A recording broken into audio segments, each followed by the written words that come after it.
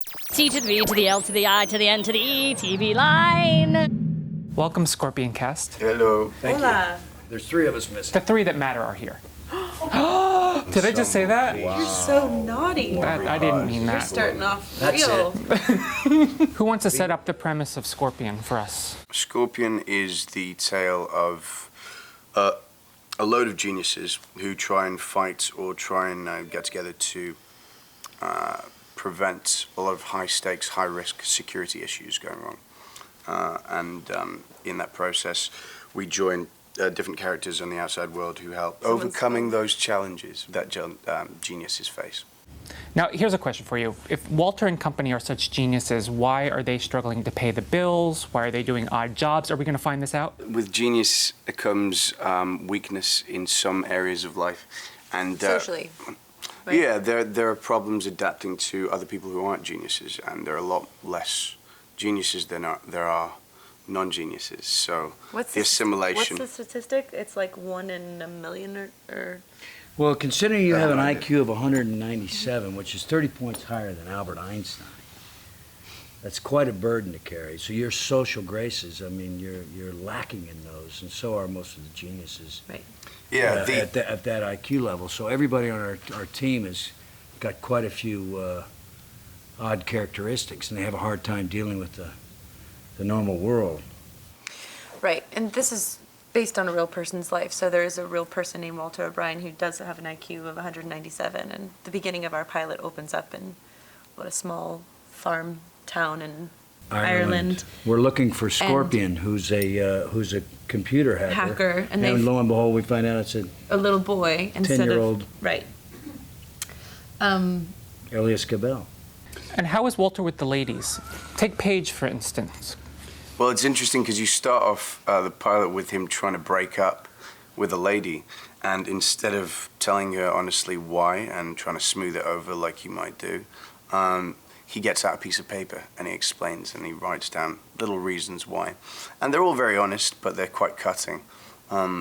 So his interaction with a lot of ladies is that way because he sees things from a very honest point of view. It's very streamlined. And as a consequence, he misses the tact involved. The sensitivity chip.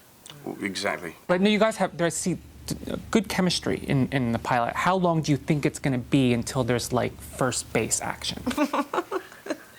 I don't know. Playing baseball in this show.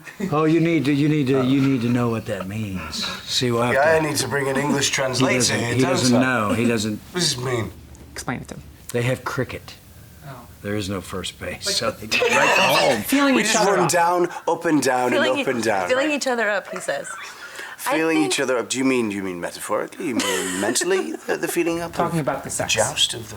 Wow, you're just going for it. I mean, huh? I You're really can't be getting around into it, Bush huh? anymore. I think there's mileage in the show, and I think once you take off all the clothes, mentally, then there's a lot less to pique your interest in. And Robert, do you feel sort of like the father in this cast? You know, you're the seasoned veteran here and imparting wisdom on the youngins. I feel like Ed Asner, Lou Grant on the Mary Tyler Moore Show.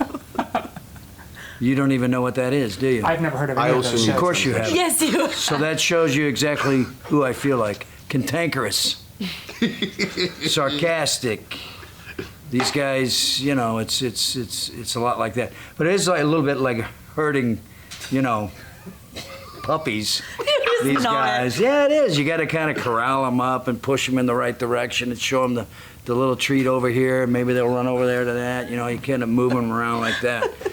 It's a lot to manage these guys. I'm actually probably, you know, the lowest IQ in the room, and yet I'm the smartest guy. You know what I'm saying? But, Oh, you're talking about your character. yeah, well, in real life, well, yeah, in real life, I do have the highest IQ. I didn't really catch the transition yeah. from you as the actor. It's non sequitur. I just It's go a all over the beautiful place. Do you know, actually bringing it back to the topic about the relationship with Paige, I think there's a very big difference between how he normally relates, or Walter would normally relate to a girl, and how he's relating to Paige. And a lot of that is to do with his interest in her kid, purely Right. platonically, and how they mirror each other.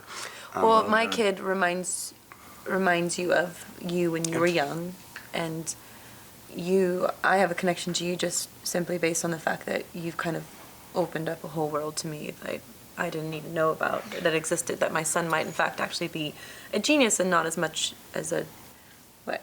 Yes, no, absolutely. A And challenge, yeah. It's pretty cool how they find out, too, because she just thinks his kid's playing with a salt and pepper shaker. Yeah. And lo and behold, he's playing chess. Which is a huge moment for her. You know? Big. What's it like playing a mom? This is your first time playing an actual mother of a child. What is that like? You know, I've never worked with children on set, so you definitely have to kind of. I hear they're always a joy. He actually is lovely. Oh, he's a lovely kid, He's yeah. really sweet, but he's a kid, so just like anything else, you kind of have to.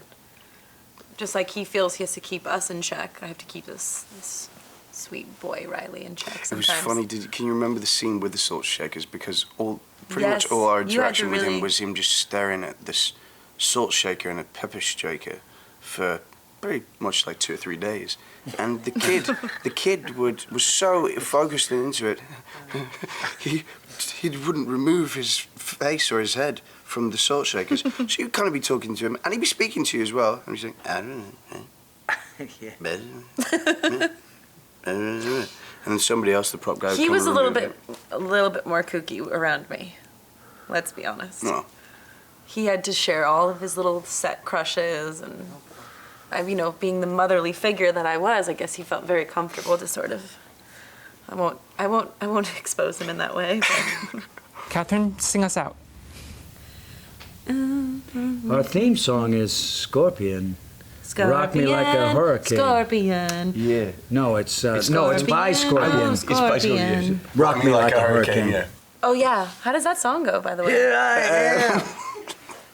Rock me like a hurricane.